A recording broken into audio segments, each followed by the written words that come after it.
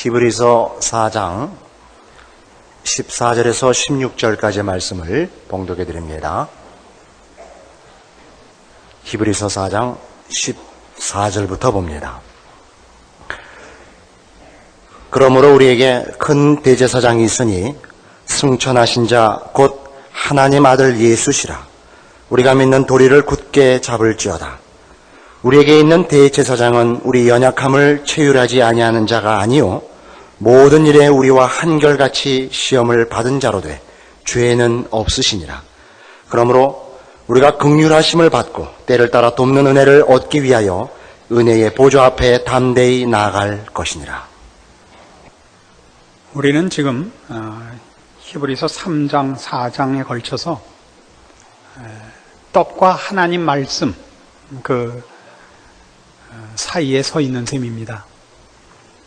떡으로 상징되는 인간이 자신을 자신이 책임질 수 있다고 믿는 마음과 하나님의 말씀으로 상징된 하나님만이 우리의 해결책이라는 신앙 사이에서 이스라엘 백성의 실패를 거울 삼아 이 히브리서가 우리에게 교훈하는 것은 하나님만이 우리의 유일한 해결책이요 우리의 믿음의 대상이다 하는 것을 가르치고 이 정당한 신앙의 반응을 촉구하고 있는 셈입니다. 그런데 성경이 하나님이라고 그 초점을 맞추지 않고 자꾸 하나님의 말씀하는 이유는 무엇이냐 하는 문제에서 하나님께서 우리를 물리적으로 다스리시기를 원치 않으시고 전제군주같이 군림하시고 우리를 굴복시키시며 맹종케 하시는 것이 아니라 우리를 인격자로 대접하사 우리에게 말씀하셔서 설득하시고 자발적인 항복을 요구하신다 하는 대목을 우리가 지금 연구하고 있는 셈입니다. 그래서 우리는 지난주에 이 히브리서 4장 12절 13절에 있는 바와 같이 하나님의 말씀의 정확성, 확실성, 우리를 설득하고 항복시키고 우리에게 필요한 모든 것을 주시기에 충분한 그 사실을 확인했었습니다. 오늘 한 걸음 더 나가서 이 문제가 예수 그리스도의 순환과 연결되는 이유가 무엇인가 하는 것을 살피려고 합니다. 하나님이 우리를 설득하고 우리의 항복을 요구하신다는 것은 우리를 인격자로 대접하실 뿐만 아니라 그 인격자로 대접하시는 것을 포함하여 더 크게 이 문제를 따지자면 하나님이 우리를 사랑하시기 때문입니다. 성경이 제일 많이 강조하는 것이 아마 이것일 것입니다. 하나님은 우리를 사랑하십니다. 그런데 이것을 우리가 죄값으로 죽을 수밖에 없었는데 하나님이 우리를 사랑하사 우리를 죄에서 구원하시고 사망에서 구하시고 영생을 주셨다라는 사랑이 갖는 어떤 긍휼과 자비 이런 차원으로만 보지 마시고 사랑이 갖는 가장 중요한 초점, 사랑은 대등한 관계를 요구하신다는 것을 우리가 오늘 확인해야 됩니다. 사랑이라는 것은 상대방에게 굴종을 요구하지 않습니다. 사랑은 둘이 형평이 이루어져야 됩니다. 물론 우리가 창조주이신 하나님과 존재론적으로 대등할 수는 없습니다.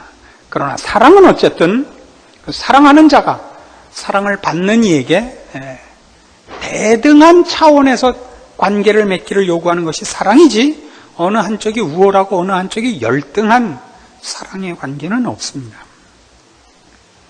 그래서 우리는 예수 그리스도의 순환, 예수 그리스도를 보내신 하나님의 사랑, 이 속에서도 하나님이 어떻게 우리의 영원한 형벌받아 마땅한 처지에 대하여 긍휼과 자비로 찾아오셔서 우리를 구원하셨는가 하는 쪽으로만 사랑을 살필 것이 아니라 그것이 갖는 더 큰 사랑의 관점에서의 가치를 확인해 둘 필요가 있습니다. 사랑이란 대등한 관계를 요구하는 것이기 때문에 하나님이 우리를 죄와 사망으로 죽을 자리에 놓아두실 수 없는 것이고 거기서 끄집어내어 의와 진리의 거룩한 지경으로 우리를 만드신다 하는 것이 구원의 사실은 더 궁극적인 초점인 것입니다. 그래서 로마서 1장에 가시면 성경은 구원 자체를 처음부터 이렇게 정의했었습니다. 로마서 1장 16절 내가 복음을 부끄러워하지 아니하노니 이 복음은 모든 믿는 자에게 구원을 주시는 하나님의 능력이 됨이라. 모든 믿는 자에게 구원을 주시는 하나님의 능력.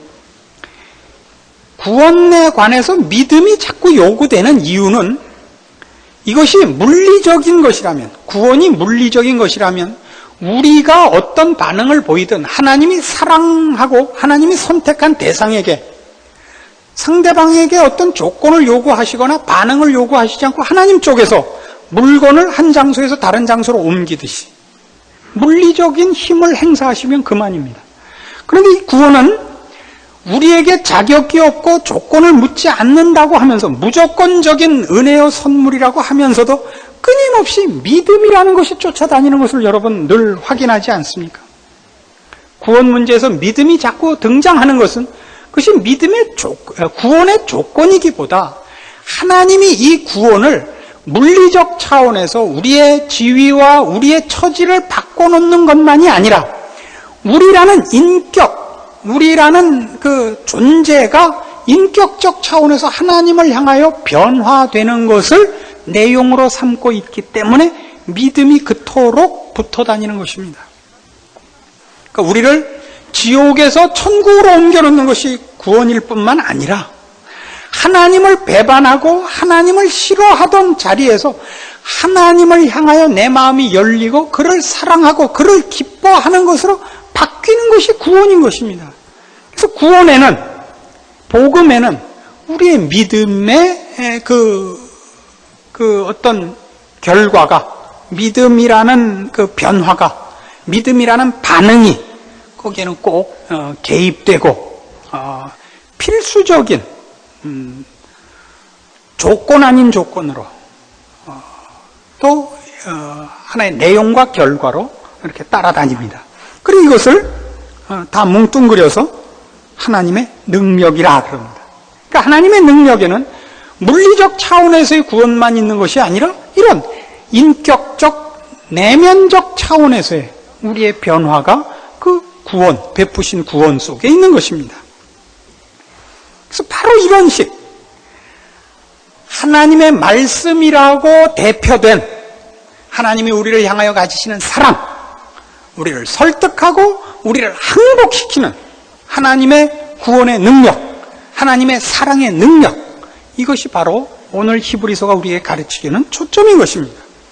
그래서 요한복음 1장으로 가시면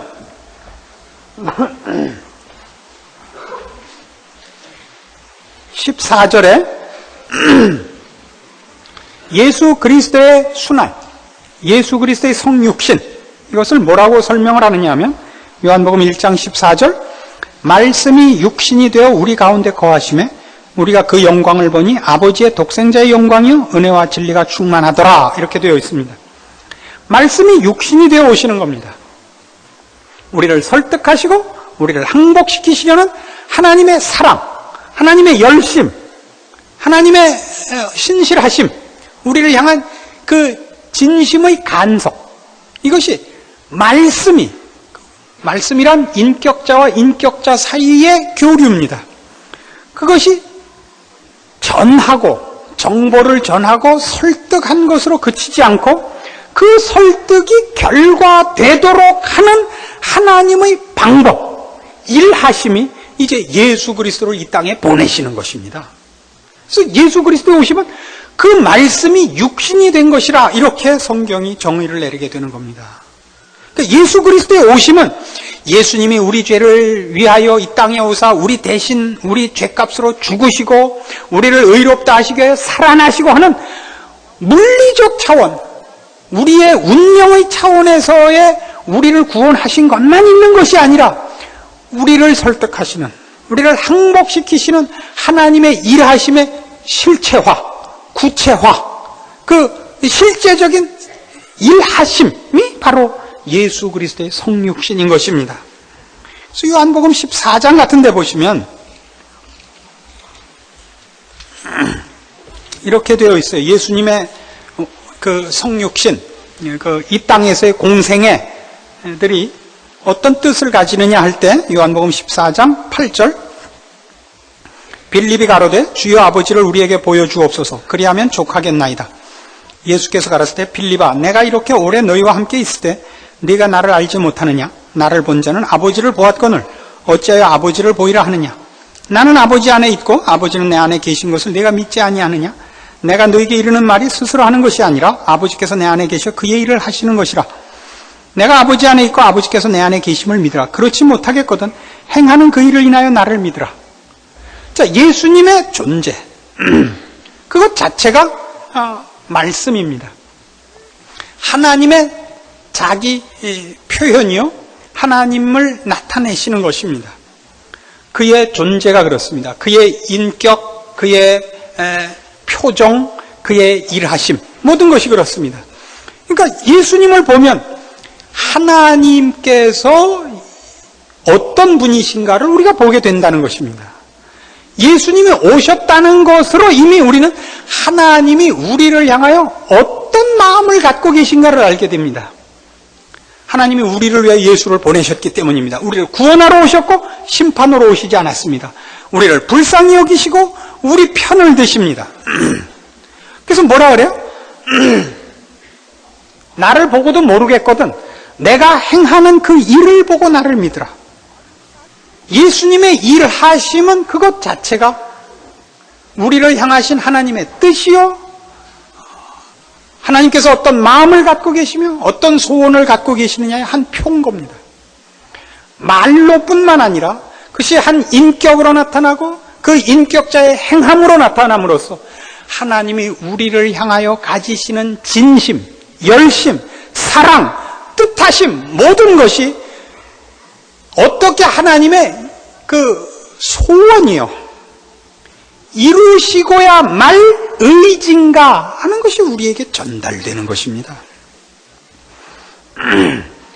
같은 요한복음 14장 26절에는 이런 표현이 또 나옵니다. 보혜사 곧 아버지께서 내 이름으로 보내실 성령 그가 너희에게 모든 것을 가르치시고 내가 너희에게 말한 모든 것을 생각나게 하시리라. 하나님께서 예수 그리스도를 보내사 우리가 얻어야 할 구원을 예수 그리스도 안에서 이루십니다. 우리에게 우리 구원에 관한 조건과 자격이 없었다 할 때는 예수 안에서 하나님의 전적인 은혜로 우리가 구원을 얻었다는 것을 얘기할 때는 이렇게 합니다. 그러나 하나님께서는 우리에게 일어나야 할 일을 우리를 제껴놓고 예수님과 두 분이 다 해결하고 우리는 그냥 넌 가만히 있어라 라고 끝인 것이 아니라 이 구원 속에는 우리가 우리 힘으로 해결할 수 없는 일을 하나님이 예수 그리스도 안에서 이루신 것만 있을 뿐만 아니라 그 안에서 우리 자신을 변화시킨 일이 있단 말이에요. 우리 자신을 하나님을 향한 감각, 그 영혼이 소생되는 것, 생명의 이입, 하나님을 향한 기쁨, 호의적인 반응 이런 것들이 일어나서 하나님께서 내게 주시는 말씀을 받아들이게 하며 그 말씀이 내게 양식이 되며 나의 소원이 되게 하는 일이 우리 안에 일어나도록 하며 그 일을 물리적으로만 아니라 나를 설득하고 교훈하고 훈련시켜서 쌓아가도록 하는 일도 우리에게 이루시는 것입니다. 말씀입니다. 하나님이 우리를 어떻게 대접하며 우리를 어떻게 지으셨으며 어떻게 만들기를 원하시는가 하는 이 모든 문제에서 하나님이 우리를 인격자로 대접하시며 사랑의 대상으로 삼고 있으며 그 일을 이루기 위하여 하나님이 예수 그리스도까지 보내서 어떻게 이 일을 이루시고야 말았는가 이것이 모두 우리의 신앙에 있어서는 어느 한 부분도 빠져서는 안 되는 부분인 것입니다. 왜요? 떡과 말씀 사이에 서 있기 때문입니다. 인간이. 우리는 모두 하나님을 의지하고 하나님의 자녀 되기로 결심한 자들입니다. 그렇게 해가지고 우리가 우리의 신앙에서 정당하게 하나님 앞에 받아야 하고 내가 책임져야 하는 것이 무엇입니까? 하나님이 나를 그의 자녀 삼으시고 우리에게 무엇을 받아내십니까? 하나님께 대한 항복을 요구하고 있다는 사실입니다. 어떤 항복이요? 하나님이 믿음의 근거를 제시하시지 않고 믿음을 요구하시지 않는다 그랬죠. 우리에게 설득합니다. 뭘 설득합니까? 하나님이 우리의 생사화복의 주인이요, 하나님만이 우리를 책임질 만한 능력이 있으시고 책임질 내용이 있으십니다. 게다가 그것을 나를 설득합니다. 긴 시간을 두고 역사를 펼쳐서 우리를 설득합니다. 우리의 인생 전반에 걸쳐서 설득합니다. 사랑하는 연인끼리 상대방의 자존심을 다칠까봐 조심하면서 주고 또 주어도 부족한 것 같이 서로를 대하는 것, 그런 그 이상으로 하나님은 우리에게 찾아오시고 설득하시고 좋은 것 주시기를 애쓰시되 애타하시되 우리를 망가뜨리지 않으시려 합니다. 우리의 자존심을 밟고 그의 신앙을 강요하신 적이 있습니까? 그렇지 않습니다. 우리는 얼마나 쉽게 신앙생활을 쉽게 하고 싶어서 하나님이 물리적으로 힘을 휘둘러 줬으면 하고 요구합니까? 우리 어리석은 신앙으로 요구할 때 구약은 훨씬 더 물리적인 것 같지 않습니까? 누가 까불면 금방 문둥병이 걸리고 지진이 나고 연병에 걸리고, 그래서 지금이라도 우리는 마음속에 이 세상에서 우리가 신앙생활을 하다가 세상이 우리에 대해서 호의적이지 않을 때마다 구약식으로 좀 한 반 때려주십시오 하는 마음의 소원을 가지고는 하지 않습니까? 아닙니다. 하나님 구약시대나 신약시대나 변함없이 하나님은 이 죄 많은 인생, 이 만도 못한 이 인생에 찾아오셔서 우리를 사랑하시고 오래 참으시고 정말 정다히 말씀하시고 교훈하시고 우리를 위하여 참으로 하나님께서 얼마나 큰 정성과 긴 인내로 함께 하시는지 모릅니다. 이것을 제시하여 우리에게 무엇을 받으시려 합니까? 하나님은 능력으로 뿐만 아니라 우리의 필요로서 뿐만 아니라 인격으로서 성품으로서 항복할 만한 분 아니냐, 이렇게 묻는 것입니다. 제가 아는 가까운 집안 중에 저희가 이북 사람들이고 그쪽도 이북 집인데, 이북 사람들 그 성미 급한 얘기가 하나 있어요. 그 집에 따님이 하나 있는데 연애를 하게 됐습니다. 그래서 이제 그 사위 될 사람이 이제 집에 찾아서 따님을 주십시오 이렇게 와서 인사를 했는데, 니까짓 게 뭔데 갑자기 도둑놈같이 나타나서 내 딸을 달라 하느냐, 꼴도 보기 싫다, 가라, 하도 아우성을 쳐서 이 양반이 상당히 그 성품이 좋은 사람인데도 결국 견디다 못해서 쫓겨갔습니다. 막 신발을 막 집어 던지면서 뭐라 그래갖고 그냥 어쩌지를 못하고 나갔어요. 근데 그 다음 날이 되니까 욕질을 해서 쫓아낸 어머니가 딸 보고, 봐라, 걔가 널 사랑한다고? 안 오는 거 봐라, 안 오는 거. 아니 그 전날 있는 대로 지랄을 떨어서 신발까지 집어 던지면서 쫓아놓고, 봐라, 안 오는 거 봐라. 그래서 그 딸이 어떻게 했는지 아세요? 옛날에 그 통행금지 있을 때 밤 11시 반에 인천에 사는 그 연애하는 남자 집에 전화를 해갖고, 당장 안 오면 나 죽을 거야! 고함을 질러갖고 그 시간에 총알 택시 타고 찾아갖고, 장모님 딸을 주십시오 또 했다는 거 아닙니까? 무슨 얘기 하려고 내가 이 얘기를 했는지 까먹었어요.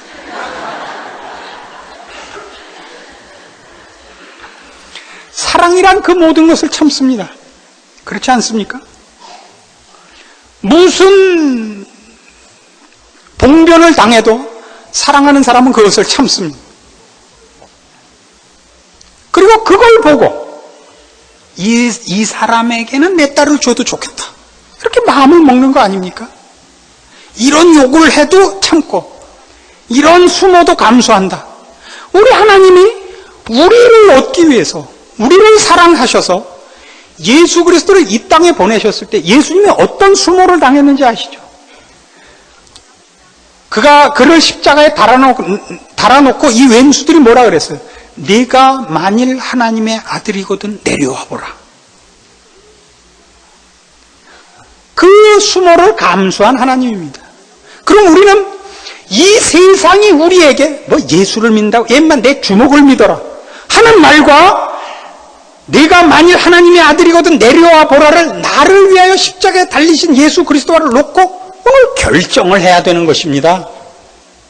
누가 진짜인가? 세상은 우리 보고 너 예수를 믿으면 내 주먹을 믿어라. 그 대신 세상 편들은 뭐 해줄 건데요? 우리가 세상 편들어갖고 세상이 우리한테 보상해 준 게 뭐예요? 파멸시킨 것밖에 없지 않습니까? 여러분, 이 세상 편들어갖고 보상받은 게 뭐 있어요? 세상식으로 살면 얕보이지 않는다는 거죠. 얕보이지 않는다는 거. 야, 저 사람 성질 있더라. 저 건들려면 그래서 고슴도치인 줄 생각하고 손에 장갑 끼고 만져라. 이게 세상이 우리에게 가르쳐 준 것이지. 세상이 우리에게 이렇게 해야 된다 해서 참 그렇다라고 마음의 항복을 받아낸 게 뭐 있습니까? 그럼에도 불구하고 우리는 지금 이 괄세하는 세상과 우리를 위해 십자가의 수욕을 감수한 하나님 사이에서 뭐 하고 있는 거예요? 끊임없이 세상 쪽을 향하여 눈깔 빼고 있는 거다 이겁니다. 이게 히브리서가 우리에게 가르치려는 거예요. 예수 그리스도의 성육신을 통해서. 그런데 오늘 본문을 보면 히브리서 4장 14절로 돌아와 보면 이 예수 그리스도의 성육신까지 하나님이 우리를 설득하고 항복시키시는 하나님이라는 걸 설명하는 중에 특별히 성육식 사건에 무엇을 강조하느냐면 그의 승귀를 강조하고 있습니다. 예수 그리스도의 승귀. 예수 그리스도의 성육신 사건 속에 그의 순환과 고난이 아니라 승귀를 왜 초점을 두고 있느냐면 이런 이유 때문입니다. 사도행전 2장 33절에 가봅시다.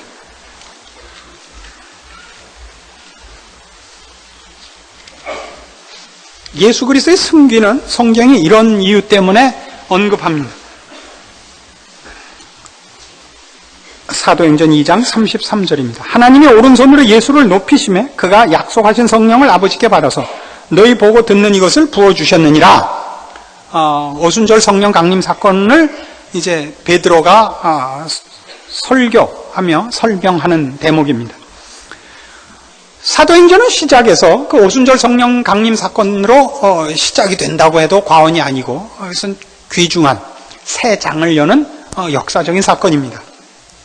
그래서 어느 시대에나 이 오순절 성령 강림 사건으로 인하여 그 하나님의 함께 하심, 복 주심, 성도들의 특별한 신령한 체험 등으로 이 오순절 성령 강림 사건이 언급되고 있습니다마는 성경이 초점으로 삼는 것은 그것들보다 좀 다른 것입니다. 첫 번째 초점은 뭐냐 하면 성령 강림은 예수 그리스도의 승귀의 증명이라는 것입니다. 오순절 성령 강림은 예수 그리스도의 승귀의 증명이라. 요한복음 16장으로 가봅시다. 요한복음 16장 7절. 16장 7절. 그러나 내가 너에게 실상을 말하노니 내가 떠나가는 것이 너에게 유익이라. 내가 떠나가지 아니하면 보혜사가 너에게로 오시지 아니할 것이요 가면 내가 그를 너희에게 보내리랍니다. 그러니까 예수 그리스도께서 아버지께로 가지 않으면 성령은 안 오십니다. 예수님께서 아버지께 가야만 성령이 오십니다. 그러니까 바로 옆에 요한복음 15장 26절 보시면 내가 아버지께로서 너희에게 보낼 보혜사 곧 아버지께로서 나오시는 진리의 성령이 오실 때 그가 나를 증거하실 것이라 이렇게 나오죠. 아버지께 가서 아버지께 구하여 이제 성령을 보내실 것입니다. 근데 이 성령은 예수님이 가야만 오시고 예수님이 안 가면 안 오신답니다. 그러니까 성령 강림은 예수 그리스도가 이 땅에 없다는 증명입니다. 그가 아버지께 갔다는 증명이라고요. 아버지께 하늘 보좌 우편에 승귀의 증명이요 예수 그리스도의 이 세상 부재 증명입니다. 알리바이라고요. 예수 그리스도께서 이 땅에 안 계시고 다른 데 가셨다. 하늘 아버지께 가셨다라는 증명이 오순절 성령 강림이요. 성령이 이 땅에 오신 것이 갖는 첫 번째 증언입니다. 그러니까 지금 히브리서 4장 14절에서도 뭘 언급을 초점으로 하냐면 예수 그리스도의 승귀를 자꾸 언급하고 있습니다.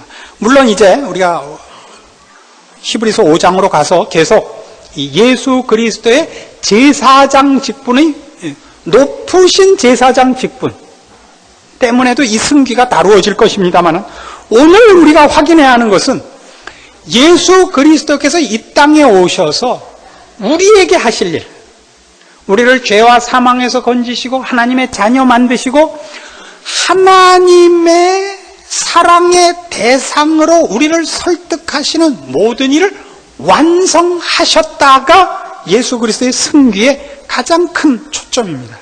예수 그리스도께서 하늘 보좌 우편에 가셨다는 것은 그를 보내신 아버지께서 그를 받으신 것입니다.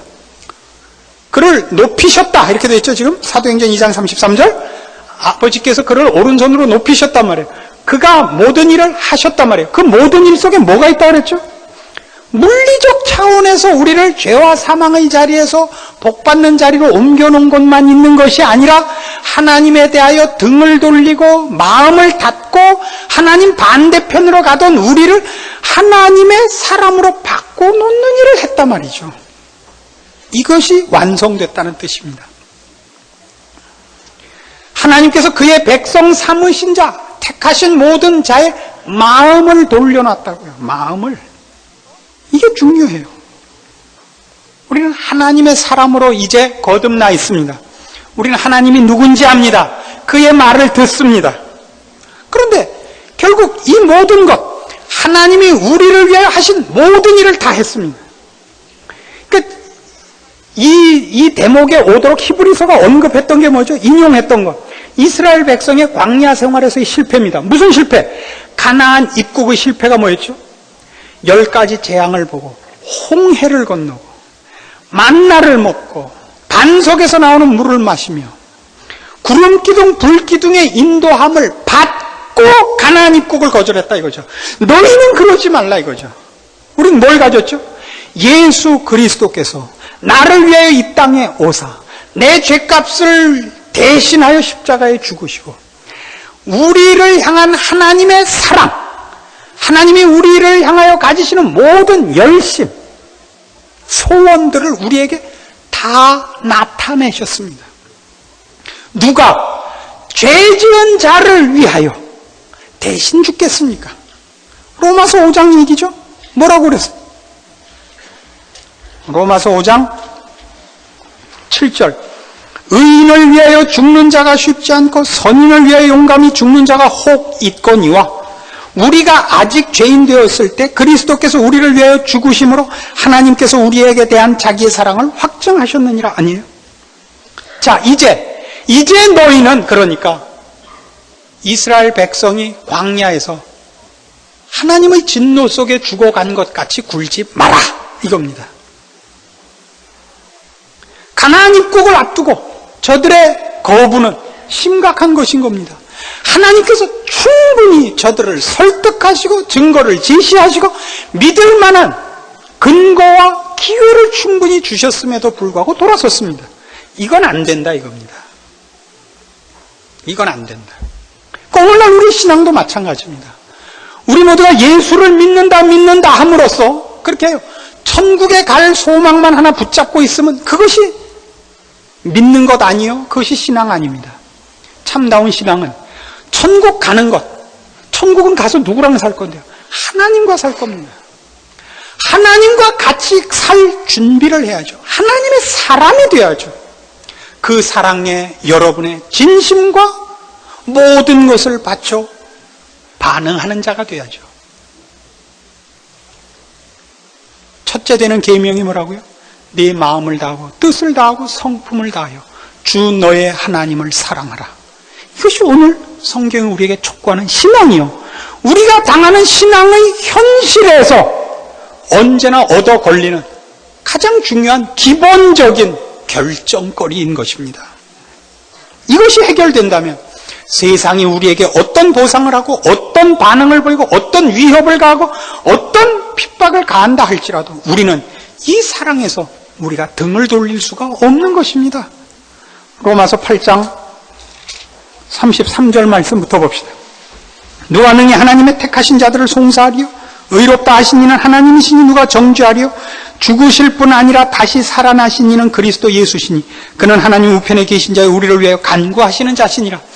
우리를 구원하고 우리를 항복시키기 위하여 하나님이 어디까지 일하셨다고요? 예수 그리스도를 죽이시고 살리셨다고요.